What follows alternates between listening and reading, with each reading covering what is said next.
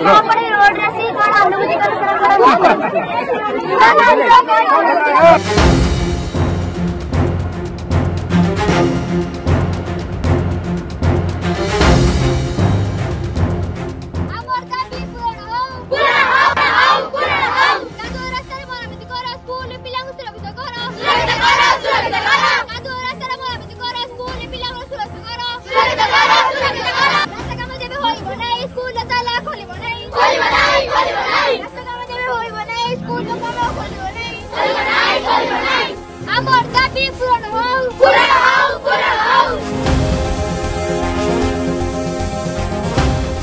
school को आसवा भल रास्ता नथिबा आमे आज एठी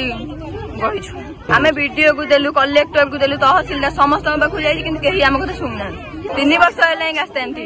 पानी एठी वर्षा दिन बहुत पानी जमी अछि पिलाने आसक बहुत असुविधा होछि आमे एठी 3 गाँव पाखा कि पिला जंती फुलगुरी पिला गछपुर आ मधुना आमे जा आमे 9टा बेले से ताला एठी पकेरनो केही सुनना एठी असुविधा पानी जमी जाउछि आबोलना एठी भासुछि पिलाने आसला बेलको पिलाने स्कूल भी मधे आसुनांती देखुंत ये आसला आंठु आंठु पानी इन्फेक्शन समस्या हो क्लास तुम ये प्रथम 10